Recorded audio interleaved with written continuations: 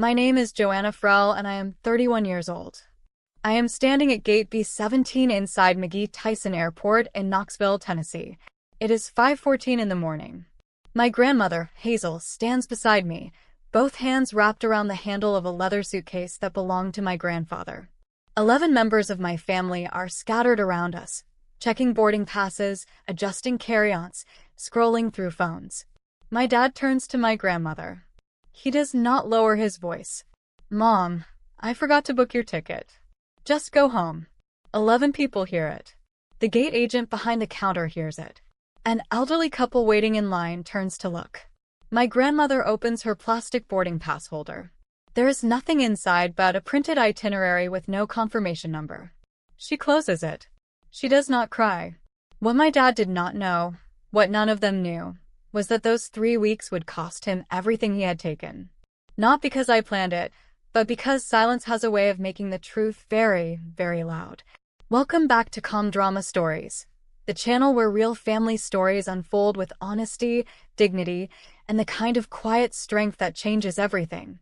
If this is your first time here, drop a comment and be sure to subscribe. Now, let me tell you how we got to that airport gate. My grandmother taught 3rd grade at Ville Elementary for 34 years. She retired at 65. She raised 2 children, my dad Richard and my Aunt Diane, completely alone after my grandfather Earl died of lung cancer 18 years ago. She never remarried, never even dated. She said Earl was the only man stubborn enough to love her right. Hazel lives in the same house Earl bought in 1981, a 3-bedroom ranch on a quiet street in Ville, Tennessee, about 45 minutes south of Knoxville. She keeps the yard tidy. She goes to church on Sundays. She wraps birthday presents in newspaper because she thinks wrapping paper is a waste. My grandmother is the kind of woman who irons her napkins. The kind who sends thank you cards the same day she receives a gift. She built a life on discipline and routine, and she saved every spare dollar for 22 years because she believed leaving something behind for her family was the most important thing she could do. But lately, her house looked different. The porch railing was loose. The gutters were sagging. The kitchen faucet dripped into a bowl she kept in the sink overnight. Her thermostat was set low even in December. She wore the same 3 sweaters in rotation and told me she just preferred them. I asked my dad about it once. He said, "Mom's fine. She just doesn't like spending money." I believed him. I had no reason not to. My dad managed her finances. He said he checked in on her every other week. He said everything was handled. What I did not understand yet was how carefully he had arranged the word handled. The Europe trip started as an announcement at Thanksgiving dinner. November. 12 of us around my grandmother's dining table, turkey, cornbread dressing, green bean casserole. My dad stood up with his glass raised. "I've been working on something for the family," he said. 3 weeks in Europe. Rome, Florence, Paris, London, all of us together. The table erupted. Diane's kids pulled out their phones to look up the Colosseum. Brenda, my dad's wife, my stepmom, started talking about shopping in Paris. Greg, Diane's husband, asked about the flight. My grandmother sat at the end of the table. Her eyes were bright. She set down her fork and pressed both hands flat on the tablecloth. "I have never left this country," she said. "Your grandpa always said we would see Paris someday." Dad explained the cost structure. Each household would contribute their share. Flights, hotels, ground transport, roughly $65,000 total for 12 people. He looked at Hazel. "Mom, your share would be about $30,000 from your retirement fund if you want to come." She did not hesitate. "I am 74 years old. If not now, when?" She wrote the check that weekend. $30,000 from the account she had built over 2 decades. That same week, she pulled Earl's old leather suitcase from the hallway closet. It was brown, cracked along one seam, patched with duct tape from a trip to Gatlinburg in 1994. She began packing weeks early. She laid her passport on top of her folded clothes like it was something sacred. My dad smiled when she handed over the check. Something about that smile stayed with me longer than it should have. 5 in the morning, McGee Tyson Airport. December cold still clinging to the parking garage concrete. 12 of us walked into the terminal, dragging luggage, holding coffee, half awake and buzzing. Hazel moved slowly. She leaned on her cane with one hand and pulled Earl's suitcase with the other. She wore her good coat, the navy one she saved for church and funerals. We reached the check-in counter. Names were called off one by one, boarding passes printed. Richard, Brenda, Diane, Greg, the kids, me. Hazel Farrell. The agent typed. Typed again, looked up. I don't have a reservation under that name. Hazel opened her plastic boarding pass holder. Inside was a printed itinerary, dates, cities, hotel names, no booking reference, no confirmation number, no ticket. She looked at my dad. He barely glanced at her. Mom, I must have forgotten to book yours. I'm so sorry. He shrugged. Just go home. We'll FaceTime you from Rome. He said it the way you cancel a lunch reservation. The way you tell someone the store is closed. Diane looked away. Brenda adjusted her scarf. Greg studied the departure board. Nobody said a word. Nobody said, wait, we can fix this. Nobody said she paid $30,000. The gate agent stared. An elderly couple behind us exchanged a look I will never forget. The woman shook her head just slightly, like she recognized something she had seen before. Hazel closed the empty boarding pass holder. She put it back in her purse. Her hands trembled, but her face did not change. I looked at my dad's luggage tag. Business class. They walked towards security, all 11 of them. Nobody turned around. My grandmother stood by the departures board with Earl's suitcase at her side. The overhead lights buzzed. A child somewhere was crying. The flight to Rome was on time. Gate B17. Boarding in 40 minutes. My boarding pass was in my right hand. I looked at it. I looked at her and I tore it in half. My dad turned. Joanna, what are you doing? I'm going home with Grandma. Diane stopped walking. Don't be dramatic. Brenda said it without turning around. Your grandma wouldn't enjoy Europe anyway. She can barely walk. That sentence hit different than my dad's. His was calculated. Hers was careless. I am still not sure which one was worse. I picked up Hazel's suitcase. It was heavier than it should have been. She had packed everything. 3 weeks of clothes, her reading glasses case, her Bible, a small bag of butterscotch candies she always kept in her purse. We walked to the parking lot together. Nobody followed us. Nobody called out. The automatic doors closed behind us, and the December air felt different than it had 20 minutes earlier. Colder, sharper, like waking up. Hazel reached for my hand. Her fingers were thin and cold. You didn't have to do that, she said. Yes, I did. We drove home in silence. I carried her suitcase inside. She sat in Earl's chair and stared at the wall. I made tea. She did not drink it. That night, I slept in her guest room. The mattress was thin. The furnace rattled every 20 minutes, and I lay there in the dark, counting what my dad had done and counting what I was about to do. Morning came gray and cold. I woke at 6:30 to the sound of a skillet on the stove. Hazel was in the kitchen. She had combed her hair and put on her house slippers. She was making eggs. The cast iron skillet, black, heavy, seasoned with 50 years of use, sat on the front burner. Your grandpa bought this at a flea market in 1973, she said. 50 years, and it still cooks better than anything. I sat at the table and looked around. The kitchen had not changed since I was a child. But the details had. The fridge was nearly empty: eggs, a half-gallon of milk, butter, and a jar of pickles. The medicine bottles lined up on the counter were all generic. I recognized 2 of them. One was for blood pressure, the other for joint inflammation. Both were cheaper alternatives to the name brands she used to take. The thermostat on the wall read 62 degrees in December. Grandma, when's the last time Dad came by? She cracked an egg into the skillet. Oh, he checks on me. Picks up the mail. He picks up your mail? He said it's easier. Something about identity theft. I ate breakfast. I washed the dishes. I dried the skillet and hung it back on its hook. Then I walked to the front door and looked at the mail slot. The basket underneath was stuffed with catalogs and junk. Bed Bath & Beyond, a lawn care flyer from 2023. But no bank statements, no financial documents, no account summaries, nothing from Social Security, nothing from the bank. Not one. 7 years of working in geriatric care had taught me to notice what was missing before I noticed what was wrong. Loretta Sims lived next door. She was 68, widowed, retired from the county clerk's office, and the kind of neighbor who noticed everything and said nothing unless you asked. I asked. She came by that afternoon with a casserole wrapped in foil. Hazel had gone to lie down. She was tired in a way that went deeper than sleep. Loretta and I sat on the porch.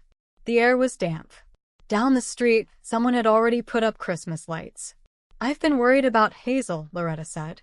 She kept her voice low. She used to go to Cracker Barrel every Friday with the church ladies. Stopped about 2 years ago. Said she couldn't afford it. Couldn't afford Cracker Barrel? Loretta shook her head. And your daddy comes by every other Tuesday.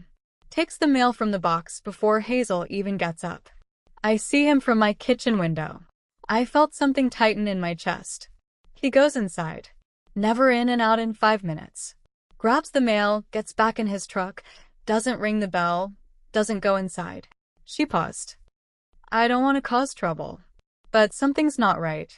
I've known Hazel for 19 years. She used to bring pie to every block party. Last 2 years, she brings nothing. Says she's cutting back. I think Loretta. I washed the casserole dish. I stood at the kitchen sink and stared out the window at the mailbox until the sun went down. That night, I called Hazel's bank. I identified myself as her granddaughter and asked for account information. I'm sorry, ma'am. You are not an authorized party on this account. The authorized signer is Richard Frell. The tightening in my chest turned into something else entirely. The filing cabinet was in the spare bedroom. It was beige, dented, and labeled with masking tape. Bills, taxes, medical, personal. I opened the personal drawer. Behind a folder of old Christmas cards and a stack of Earl's obituary copies, I found it, a 6-page document, notarized, dated 5 years ago. Durable power of attorney granting Richard Allen Frell full financial authority over the accounts, assets, and legal affairs of Hazel May Frell. He said it was just in case something happened to me, Hazel said from the doorway. She was leaning on the frame, arms crossed. So he could pay my bills if I couldn't. I read every paragraph. The language was broad. Access to all bank accounts, authority to redirect mail, authority to change beneficiaries on insurance policies, authority to make withdrawals for the benefit of the principal. Grandma, do you know your account balances? She shook her head. Richard handles that. He says I have plenty. I photographed every page, front and back. I put the document back exactly where I found it and closed the drawer. She watched me. You think something is wrong? I think we need to find out. She sat on the edge of the guest bed. Her hands were folded in her lap. She looked at the floor, then at me. He's my son, Joanna. I know. If you're watching this and you have an aging parent, ask them right now who has power of attorney. Do they know their own account balances? Can they log into their own bank? Do not wait. Do not assume. Ask. Because by the time you notice something is wrong, the damage has already been done. That night, I could not sleep. But I was not confused anymore. Day 4. I called my supervisor at the hospital and requested a week of paid leave. She did not ask why. She said, take whatever you need. I started with Social Security. The regional office put me on hold for 41 minutes before a clerk confirmed that Hazel's direct deposit was active, but the receiving account had been rerouted twice in the last 3 years. First from her original savings account to a joint account, then from the joint account to one she had never heard of. I can't tell you the account details unless you have authorization, the clerk said. I did not have authorization. Richard did. So I asked Hazel, can we go to the bank together just to check? She hesitated. She put her hands on the kitchen table, palms flat, and looked at the window. Richard said I don't need to go in anymore. He handles it online. Grandma, it's your money. You have every right to walk into that bank and ask to see your own accounts. She sat with it for a while. I did not push. I made lunch. Tomato soup from a can, grilled cheese in the cast-iron skillet. We ate without talking. The fridge hummed. The clock on the wall ticked. After lunch, she stood and went to her bedroom. She came back wearing her navy coat. Let's go, she said. I drove. She sat in the passenger seat with her purse in her lap, both hands on the clasp. Ville Community Bank was 7 minutes away on a corner near the old hardware store. She had banked there for over 30 years. What we found inside that building made my hands shake. And I am not someone whose hands shake. The branch manager's name was Tina. She was polite, professional, and visibly uncomfortable when she pulled up Hazel's accounts. Mrs. Frell, your primary retirement savings account had a balance of $212,000 as of 5 years ago. She turned the screen. Current balance is $41,600. Hazel leaned forward. That can't be right. Tina printed the full transaction history. 5 years of withdrawals. I read them with my hands flat on the table so they would stay still.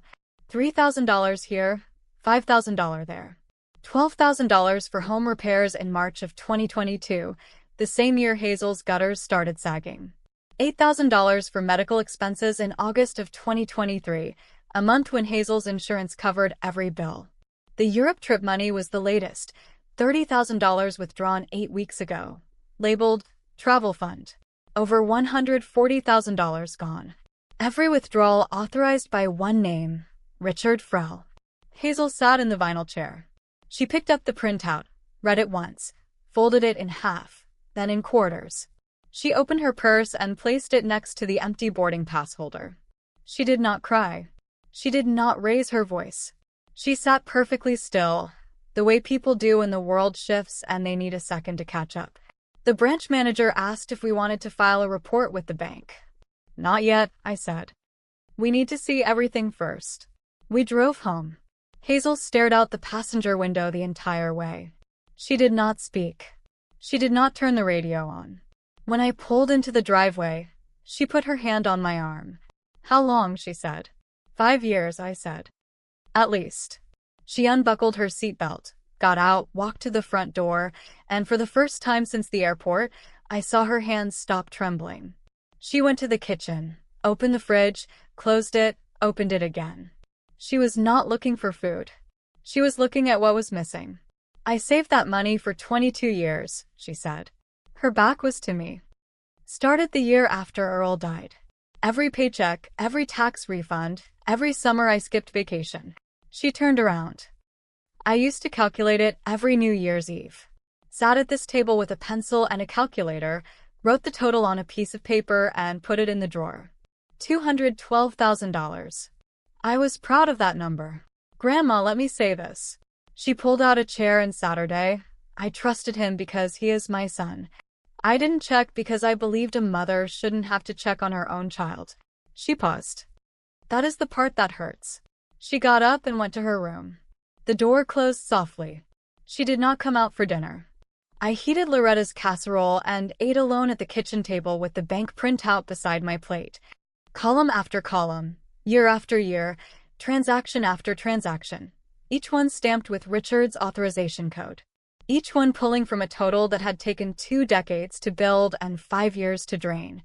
I washed the dish. I put it on the rack. I sat in the quiet house and listened to the furnace rattle. At 11 that night, Hazel came out of her room. She was wearing her robe and her reading glasses. She sat in the chair across from me. The bank printout was still on the table between us. She folded her hands, looked at me, and said it simply, without drama, without tears. Help me fix this baby. Not revenge. Not anger. Not make him pay. Just fix, restore, reclaim. 5 words that told me exactly who Hazel Frell was underneath the hurt. We need a lawyer, Grandma. Someone who specializes in this. She nodded slowly. I don't want Richard in prison. This isn't about prison. It's about getting your money back and making sure he can never take any more. She looked at the bank printout. Your grandpa would have burned the house down. We are not burning anything. We are going to be smarter than that. She smiled. It was small and tired, but it was real. Earl always said, I married up because I married someone smarter. We sat at that table until midnight. I started a list on a yellow legal pad. Bank records, 5 years of statements. Power of attorney document, photographed, original still in the filing cabinet. Loretta's testimony. I would ask her to write a statement. Social Security rerouting, documented through the phone call. Email access. Hazel's desktop was still logged into the family email hub Richard had set up years ago. Before bed, I texted my colleague Dr. Patel at the hospital. She worked in geriatric medicine and had contacts in every corner of the elder care system. I need a referral. Elder law attorney, East Tennessee. Urgent. She texted back in 3 minutes. Marcus Webb, best in the region. He does not lose. I saved the name, set my alarm for 7. And for the first time in 4 days, I fell asleep before midnight. Not because I felt better, but because I had a plan. And a plan is the first thing that separates grief from action. Day 6. My phone buzzed with a photo notification from the family group chat. Richard's face in front of the Coliseum, arm around Brenda, both of them in sunglasses. Caption: Day 3 in Rome. Living the dream. I scrolled. Diane in a designer scarf at the Spanish Steps. Greg and the kids eating gelato on a cobblestone street. Brenda at a wine tasting, holding a glass up to the camera with the Tuscan hills behind her. Richard texted Hazel separately. A Trevi Fountain selfie. Miss you, Mom. Wish you were here. Hazel was sitting in Earl's chair when the text came in. She read it. Then she turned her phone face down on the armrest and went back to her crossword puzzle. She did not reply. I picked up her phone after she went to bed. I opened the group chat and scrolled to the flight confirmation thread from weeks earlier. Richard had shared a screenshot of the booking. 12 names, 12 tickets. I zoomed in. Hazel's name was not on it. It had never been on it. Then I checked the booking details he had forwarded to himself. 3 passengers upgraded to business class. Richard Frell, Brenda Frell, Diane Mitchell. Cost per upgrade, $4,200. Payment method: account ending in 7841. Hazel's savings account. They were touring Europe on my grandmother's retirement savings, sipping Prosecco she had been too frugal to buy for herself, sleeping in hotels upgraded with money she thought was sitting safely in her bank. I set the phone down. I opened my laptop, and that was when I found the email that changed everything. Hazel's desktop computer was in a spare bedroom, an old Dell, slow and humming. Richard had set up the family email years ago, a shared hub where he managed household correspondence, forwarded bank notifications, and handled travel bookings. Hazel never used it. She did not know the password. She did not need one. The browser was still logged in. I opened the sent folder, sorted by date. 3 months before the trip, I found it. From Richard Frell to Diane Mitchell. Subject: Trip logistics. The second paragraph: don't book Mom's ticket. Tell her we'll handle it. She won't even notice the money's gone. I read it twice, then a third time. Every word sat in my chest like a stone. Below that, a forwarded chain. Richard to the travel agent. Same week. Upgrade our party, 3 seats to business class. Charge to account ending in 7841. The same account. Hazel's savings. I opened the file Hazel kept in her purse. The printed itinerary Richard had given her, the one she had slipped into her plastic boarding pass holder weeks before the trip. It looked legitimate. Dates, cities, hotel names, but no booking reference number, no confirmation code, no airline record locator. A fake designed to make a 74-year-old woman believe she had a seat on a plane that was never hers. I forgot your ticket. He did not forget. He never bought it. The plan was always to leave her standing at that gate. I plugged in a USB drive. I saved every email, every forwarded receipt, every thread. I labeled the folder evidence and ejected the drive. I closed the laptop and called Marcus Webb. Day 8, Knoxville.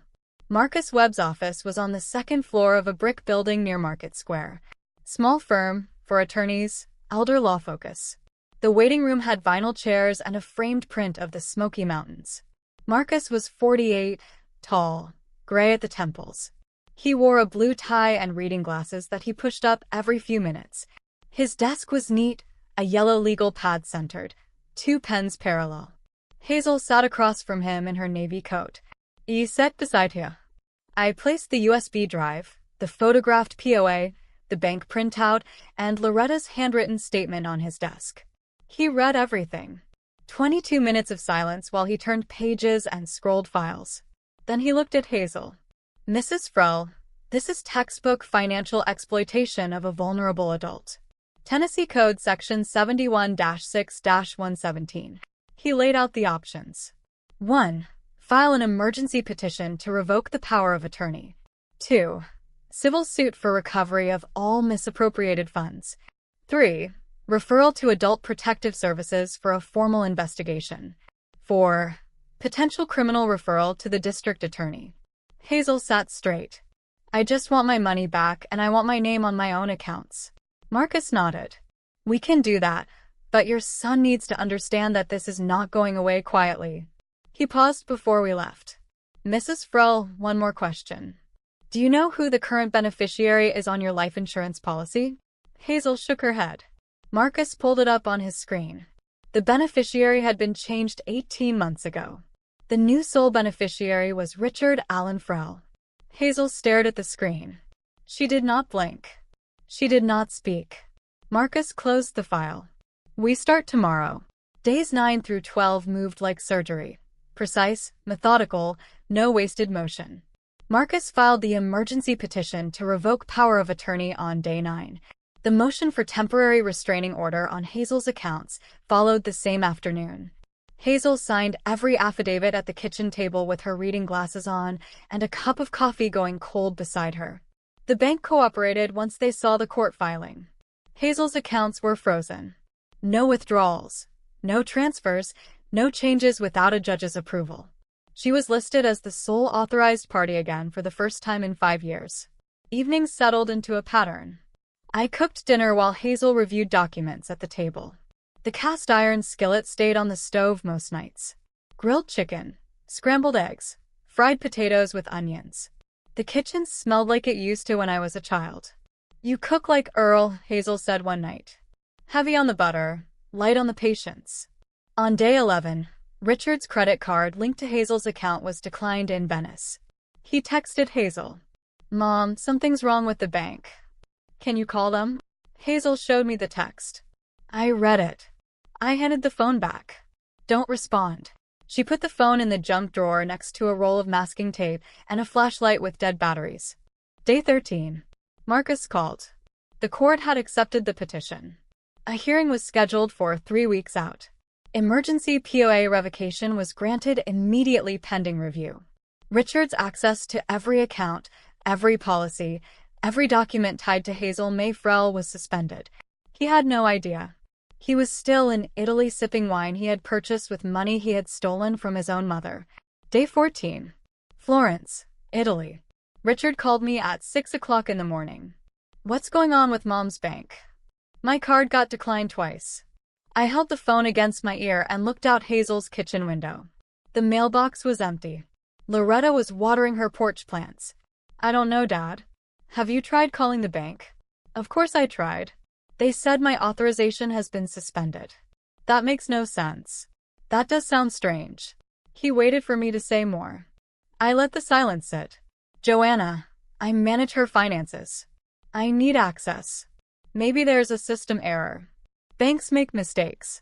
He hung up. 20 minutes later, he called Hazel. She looked at the phone ringing on the counter. She did not pick up. He called 3 more times. She let each call go to voicemail. Diane called me that afternoon.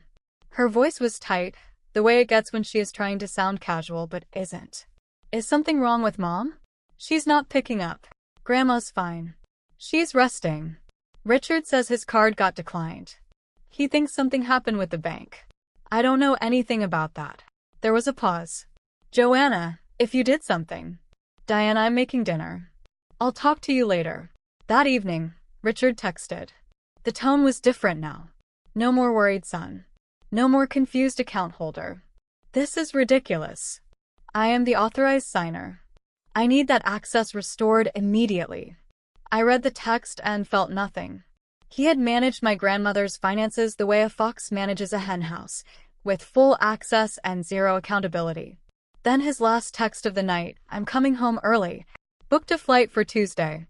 If someone in your family is the only one with access to an elderly parent's money and they get angry when you ask questions, trust that instinct. You're not paranoid. They are counting on your silence. Day 17. Richard's truck pulled into Hazel's driveway at 2 o'clock in the afternoon. He was unshaven, wrinkled jacket. The tan from Rome made the circles under his eyes look darker. He knocked once, then opened the door without waiting.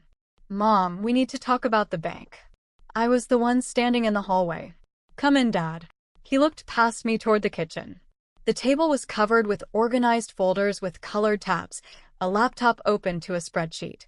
The bank printout, now 3 pages long, pinned under a coffee mug. What is this? Sit down. He did not sit. He stepped closer. What did you do, Joanna? Grandma asked me to help. Help with what? This is none of your business. Her finances are my responsibility. Grandma's finances are Grandma's responsibility. And she is right here. Hazel appeared in the hallway. She was wearing her house dress and her reading glasses. She held a cup of tea. She looked at Richard the way you look at weather, something you accept but do not negotiate with. Richard, sit down. He sat. His hands were flat on the table. His jaw was tight. He kept looking at the folders like they might disappear if he stared hard enough. I did not mention the emails. I did not mention Marcus Webb. I did not lay out the evidence. Not yet. Dad, Grandma wants to understand her accounts. Can you walk us through the withdrawals? He straightened. I don't have to explain anything. I have power of attorney. One beat. I let the word land. Had. The color left his face. It was not slow. It was instant. Like someone had pulled a plug. What do you mean, had? The court granted an emergency order, I said. Your power of attorney has been suspended pending judicial review. Richard stood up so fast his chair scraped the linoleum. You went to court behind my back. I stayed seated. You took over $140,000 from a 74-year-old woman behind hers. That is not, I was managing. You were managing it the way you managed her plane ticket, Dad. His face shifted, anger first, then something slower. The realization that the ground had moved and he had not felt it. Mom. He turned to Hazel. Tell her to stop this. I was protecting your money. I moved it because the interest rates were. Richard. Hazel set her tea on the counter. I have seen the bank statements. All of them. Mom, you don't understand how these accounts work. I understand that I had $212,000 5 years ago, and now I have $41,000. He went quiet. The refrigerator hummed. The furnace clicked on down the hall. I can explain every transaction. You can explain them to Marcus Webb, I said. Our attorney. The word landed. Attorney. His mouth opened. Closed. Opened again. Attorney? Mom, you don't need a lawyer. I'm your son. Hazel did not flinch. A son who forgot my plane ticket. Silence. The kind that fills a room like water. Richard picked up his jacket from the back of the chair. He did not look at the folders. He did not look at the bank printout. He did not look at me. He walked to the front door and slammed it hard enough to rattle the cast iron skillet on its hook. Through the window, I watched his truck back out of the driveway. He was on the phone before he reached the street. The next morning, Diane called from Paris. The rest of the family was still there. 3 days left on the trip. Joanna, what is happening? Richard is losing his mind. He says you hired a lawyer. Did you know he was taking Grandma's money? Silence. Not the kind that means surprise. The kind that means calculation. He was managing things. Mom doesn't understand finances at that level. He took over $140,000. Diane, did you know? Another pause. Look, Richard handles the family accounts. Whatever he did, I wasn't part of it. The bank records show a $25,000 transfer to your account 2 years ago labeled home renovation. Was that also managing Mom's money? Her breath caught. That was different. Richard said Mom wanted to help with my kitchen. Did you ask Mom? Nothing. Did you? Nothing. She hung up. I set the phone on the counter and looked at the ceiling. And for a moment, a brief, unwanted moment, I remembered Diane at family Christmases when I was a child. She always sat at the edge. Hazel would be in the kitchen with Richard helping him with the turkey, laughing at his jokes. Diane would be in the living room folding napkins nobody asked her to fold. Once when she was maybe 40, I heard her say to Greg, Mom always preferred Richard, even when he didn't deserve it. I understood the wound. I did not forgive the theft. Those are two different things, and confusing them is how people talk themselves into excusing what should never be excused. 2 hours later, Loretta texted me a screenshot she had taken from Diane's Facebook. A post hastily deleted. Family is complicated. Sometimes the people who judge you the hardest are the ones who never had to struggle. I saved the screenshot and went back to work. Day 19. Marcus Webb's office. He had cleared his afternoon. The yellow legal pad was full. He pushed his glasses up and laid out the strategy like a blueprint. POA revocation granted. Emergency order already in effect. Civil suit filed. Demand for return of $140,000 in misappropriated funds plus legal costs. Adult Protective Services notified. Case investigator assigned. Investigation opened.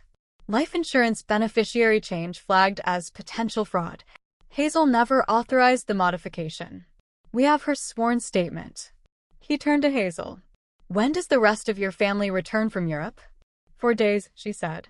I would like to be present when you speak with them. All of them together. Hazel looked at her hands.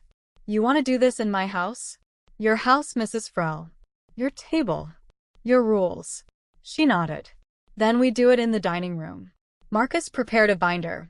Bank statements organized by year, email printouts highlighted in yellow, the forgot your ticket chain, the business class upgrades, the she won't even notice line, POA document with sticky note flags on every relevant clause, court orders in clear sleeves, a timeline he had built on a single sheet, 5 years of withdrawals plotted against dates and excuses. He closed the binder and handed it to Hazel. She held it against her chest with both arms, the way you hold something that protects you. Mrs. Frell, you don't have to say a word during that meeting. That's what I'm here for. She looked at him, then at me. I know, she said. But I have something to say. We drove home in the dark. Hazel held the binder on her lap the entire way. She did not open it. Days 19 and 20 were quiet. The kind of quiet that settles into a house when two people are waiting for something they cannot take back. Mornings, we made breakfast together. Hazel taught me her cornbread recipe. 2 cups cornmeal, 1 cup flour. Don't let the oil smoke. And for the love of everything, don't open the oven before 25 minutes. Afternoons, we walked to Loretta's mailbox and back. Hazel moved slowly with her cane, but she did not stop. She told me stories about Earl, how they met at a VFW dance in 1970, how he proposed with a ring made from a bent quarter because he could not afford a real one, how he burned the toast every single morning for 40 years and never once tried to improve. I don't hate Richard, she said on the second walk. The air was cold enough to see her breath. That is what makes this hard. I hate what he did. But I raised him. You can love someone and still hold them accountable. She looked at me. That is what your grandpa used to say. Word for word.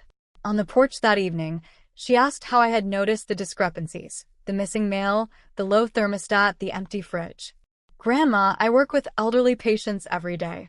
I notice when someone is living below their means. I notice when mail goes missing. I notice when the thermostat is set 20 degrees lower than it should be. I looked at her. I notice everything. That is my job. She reached over and squeezed my hand. Day 20. Richard left a voicemail. His voice was flat, controlled, performing calm. Mom, I'm coming home Tuesday. We need to talk. Just the two of us. Hazel played the message once and deleted it. The night before the family returned, I could not sleep. I lay in the guest bed and stared at the ceiling. The furnace kicked on and off. Down the hall, Hazel's bedroom was dark. Outside, Loretta's porch light flickered. I had used 2 weeks of paid time off. My supervisor had texted that afternoon. No rush. Your patients are covered. She did not ask for details. She did not need to. My phone showed 3 missed calls from Richard, 2 from Diane, 1 from Brenda. Her message was careful, rehearsed. Joanna, please call me. This is getting out of hand. We can work this out as a family. I set the phone on the nightstand and pressed my palms against my eyes. This was my father. The man who taught me to ride a bicycle in the driveway of this house. The man who drove me to nursing school orientation at the University of Tennessee and helped me carry my boxes up 3 flights of stairs. The man who cried at my graduation and told me he was proud of me. The man who stole $140,000 from his own mother and left her standing at an airport gate with an empty suitcase and a fake itinerary. People ask me if I felt betrayed. The truth is simpler and worse. I had been watching elderly patients get exploited by family members for 7 years. I knew the playbook. I recognized the patterns, the redirected mail, the broad POA, the isolation, the lifestyle gap. What I did not know was how much it would hurt when the perpetrator shared my last name. I did not cry. I opened my laptop. I reviewed Marcus's timeline one more time. Every date, every dollar, every lie. Tuesday morning, 7 sharp. Marcus Webb's gray Volvo pulled into the driveway. Marcus arrived carrying a leather briefcase and a calm that filled the room. He set the evidence binder on Hazel's dining table and straightened his tie. I arranged the chairs. 6 around the table. Marcus at the head. Hazel to his right. Me beside Hazel. 3 chairs across for Richard, Diane, and Brenda. The same table where Hazel had hosted Thanksgiving for 30 years. The same table where my dad had stood with his glass raised and announced the Europe trip that was never meant to include his mother. Hazel came out of her bedroom in her church blouse, cream with small pearl buttons. She wore her pearl earrings. She had pressed her slacks and combed her hair back the way she always did for important occasions. "If we are doing this," she said, "I am going to look like myself." I straightened the folders on the table. Bank statements tabbed by year 2021 through 2025, emails printed and highlighted, the POA document with sticky note flags, the fake itinerary next to the real booking receipt. Marcus's timeline spread across the center like a map. Hazel sat in her chair and folded her hands. Marcus opened his briefcase and placed a pen beside his legal pad. "Mrs. Frell," he said, "when your son walks in, you do not have to say anything. That is what I am here for." She looked at him steadily. "I know, but I have something to say." The coffee maker beeped. I poured 3 cups and set them on the table. The house smelled normal, coffee, old wood, the faint lavender of Hazel's linen spray. Normal and familiar and completely irreversible. At 9:47, Richard's truck pulled into the driveway. Diane's rental was right behind him. Richard came through the door first. He was tan, new jacket, loafers that looked like they had been purchased somewhere between Florence and London. He saw Marcus at the table and stopped in the doorway. "Who is this?" "Sit down, Dad." Diane came in behind him. She was carrying her purse in both hands close to her body. She saw the folders on the table, and the color drained from her neck upward, the way a tide rises in reverse. Brenda followed. She looked at me, then at Marcus, then at the table full of documents. Her mouth opened, but no words came. "Grandma invited you here," I said. "Please sit." Richard did not move. "I am not sitting down until someone tells me who this man is." Marcus stood. He buttoned his jacket with one hand and extended the other. "Marcus Webb, I represent your mother, Hazel Frell, in the matter of financial exploitation and breach of fiduciary duty." Richard did not shake his hand. His arm dropped to his side. "This is insane, Mom." "Sit down, Richard." Hazel's voice was not loud. It was level, the same voice she had used for 34 years in a 3rd-grade classroom when children would not listen. He sat. Diane sat. Brenda sat. The room was silent except for the refrigerator and the slow tick of the clock on the wall above the stove. 6 people at a table. 3 coffee cups. 1 evidence binder. Marcus picked up his pen. He opened the binder to the first tab. The room smelled like coffee and lavender, and the quiet inevitability of something that had been coming for 5 years. On March 12, 2021, Mrs. Frell granted power of attorney to Richard Allen Frell. Marcus's voice was flat, professional, the kind of voice that does not need to raise itself to be heard. He turned the pages year by year, line by line. 2021, $18,000 categorized as home maintenance. Mrs. Frell, were any home repairs conducted that year? No, Hazel said. 2022, $31,000 categorized as medical expenses. My insurance covered everything, Hazel said. 2023, $27,000, categorized as investment management. Marcus looked at Richard. Mr. Frell, can you provide documentation of any investment account opened in your mother's name? Richard said nothing. 2024, $34,000. This includes a $25,000 transfer to Diane Mitchell's personal account, categorized as home renovation. Diane looked at the table, her fingers curled around the edge of her purse strap. 2025, $30,000, categorized as travel fund. Marcus paused. This is the amount Mrs. Frell contributed toward the family trip to Europe, the trip from which she was excluded at the airport. He placed the fake itinerary on the left side of the table. Beside it, the real booking receipt. This is what Mrs. Frell received. He tapped the itinerary. No booking reference, no confirmation number, designed to look like a ticket that never existed. He tapped the receipt. This is what was actually booked. 3 business class seats at $4,200, each charged to Mrs. Frell's savings account ending in 7841.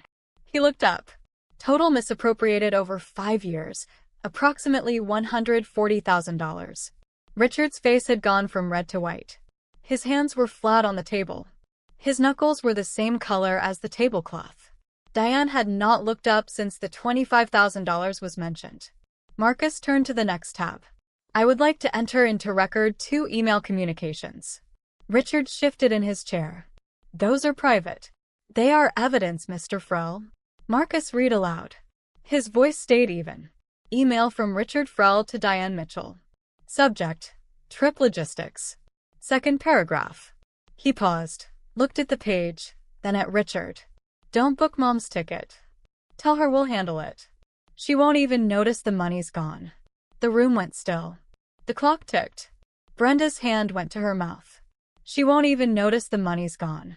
I spoke for the first time since the presentation had begun. I kept my voice low and steady, the same voice I use at the hospital when telling a family something they do not want to hear. You told her you forgot, but you never bought the ticket. You planned to leave her at that gate from the beginning. Richard's jaw tightened. That is not, I was. She was not going to enjoy it. Brenda grabbed his arm. Richard stopped talking. Diane looked up. I did not write that email. Marcus turned a page. You are listed as a recipient, Ms. Mitchell. And you responded. He read, got it. I will tell her we are handling everything. Diane closed her eyes. Hazel had not spoken since the beginning of the presentation. She sat with her hands folded. Her back was straight. Her pearl earrings caught the overhead light. She watched Marcus the way you watch someone doing careful, necessary work. Richard was leaning forward now, elbows on the table, head down. The tan looked wrong on him. Golden skin stretched over a man who was falling apart. Marcus was not done. Richard looked up. His eyes were wet. Not from remorse, but from exposure. Mom, I was trying to help you. That money was going to waste sitting in that account. Marcus did not let it land. Going to waste in a retirement savings account earning interest while your mother set her thermostat to 62 degrees in December to save on utilities. Richard stood. The chair scraped backward. This is entrapment. You went through my email. That is illegal. The email was accessed on a computer owned by your mother, logged into an account you configured under her credentials. The court will determine accessibility. Richard turned to me. His voice cracked, splintering. You did this. You turned Mom against me. I sat still. Grandma is right here, Dad. She has been here the entire time. You just stopped seeing her. He paced. 2 steps to the window, 2 steps back. I was managing everything, the house, the bills, the insurance. You changed her life insurance beneficiary to yourself 18 months ago, Marcus said, without her knowledge or consent. That stopped him. Brenda spoke for the first time. Her voice was thin. Can we settle this without court? What if we give the money back? Restitution will be discussed with the court, Marcus said. Adult Protective Services has been notified and has opened an investigation. Richard's voice dropped. You called APS on your own father? I looked at him. I called APS on someone who exploited a vulnerable adult. That is what I do. I do it at work. I do it here. There is no version of this where family is an exception. He stood in the middle of the room, hands at his sides. The jacket from Italy hung wrong on him now. Marcus turned to Hazel. He nodded once, gently, and set his pen down. Hazel unfolded her hands. She placed them flat on the table the way she had placed them on the Thanksgiving tablecloth 10 months earlier when Richard announced the trip that was never meant to include her. She looked at her son. I saved that money for 22 years. Every paycheck. Every summer I did not take a vacation. Every Christmas, I bought myself one present so I could put the rest away. Her voice was not shaking. It was not raised. It was the steadiest voice in the room. I signed that paper because you said you wanted to help. And I believed you because you are my son.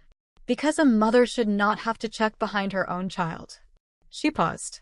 I do not want you in jail. I do not want to never see you again. But I want my name on my own accounts. I want my mail coming to my own mailbox. And I want you to understand something. She leaned forward, just slightly. What you did to me at that airport in front of our entire family, that is the moment I stopped trusting you. She repeated his words back to him slowly, clearly. I forgot your ticket. Just go home. She shook her head. You did not forget anything. You just thought I would not matter enough for anyone to stay. She looked at me. But someone stayed. Richard did not move. His eyes were wet. He was not crying. He was somewhere past crying, the place where the body recognizes damage before the mind admits it. Diane spoke softly. Mom, I am sorry. Hazel turned to her.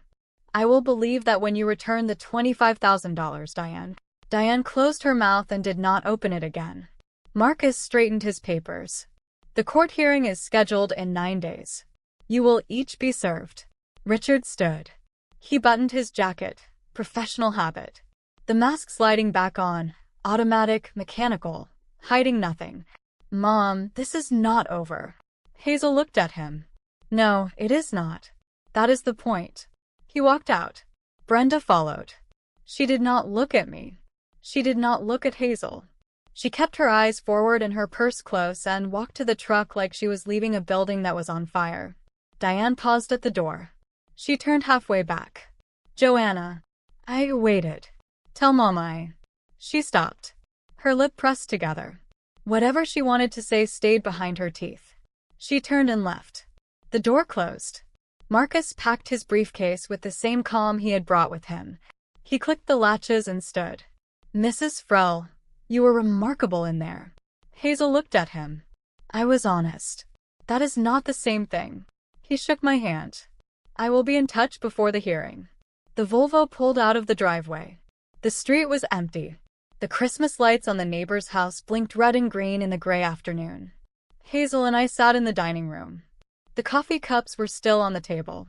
The binder was still open to the last page. I thought I would feel better, Hazel said. Do you? She considered this. I feel lighter. That is different from better, but I will take it. She stood, walked to the kitchen, and took the cast iron skillet down from its hook. Are you hungry? I think I need to make something. I followed her and we cooked. 2 months later, the court ruled. Power of attorney permanently revoked. Richard Allen Frell was ordered to repay $140,000 through a structured payment plan over 5 years. The court imposed a lien on his personal assets to secure the obligation. Diane was ordered to return the $25,000 she had received. Adult Protective Services substantiated the investigation. Richard was flagged for elder financial exploitation under Tennessee Code 71-6-117. Hazel declined to pursue criminal charges. The record would follow him regardless. The life insurance beneficiary was restored to its original designation, split evenly between a scholarship fund at Bill Elementary, where Hazel had taught for 34 years, and me. Richard sold his boat and a timeshare in Pigeon Forge to begin the first installment. He and Brenda moved to a smaller house in a subdivision on the other side of Knoxville. They have not spoken to me since the hearing. I do not expect them to. Diane mailed a cashier's check for $25,000. No note, no card, no phone call. The envelope had a Nashville return address. That is the last I heard from her. Hazel's house looks different now. New gutters, new porch railing. The kitchen faucet no longer drips. The thermostat is set to 72. The fridge is full. Milk, eggs, butter. The good cheese, she used to say, was too expensive. She goes to Cracker Barrel with the church ladies every Friday again. Loretta brings a casserole every Sunday. She says Hazel looks 10 years younger. Hazel says she feels 10 years younger. Turns out betrayal ages you and truth takes it back. I drive to Mville every Saturday, 45 minutes each way. I do not mind. Earl's leather suitcase sits in the hallway closet now. Inside it are 2 plane tickets to Paris. Hazel and me. October. I want to see the Eiffel Tower at night, she told me. Earl always said it looks like it is breathing. Saturday afternoon. Hazel's kitchen. The cast iron skillet is on the stove. Cornbread batter in a bowl. She measures the cornmeal the same way she has for 50 years. 2 cups leveled with a butter knife. Your grandpa bought this at a flea market in 1973. She says it every time, and every time I listen like it is the first. People tell me I was brave. I do not think staying was brave. I think leaving would have been easy. Staying was just what was right. That is my story. 1 torn boarding pass, 1 cast iron skillet, and 3 weeks that changed everything. If someone you love needs you to stay, stay. Share this video, hit subscribe. I will see you in the next one.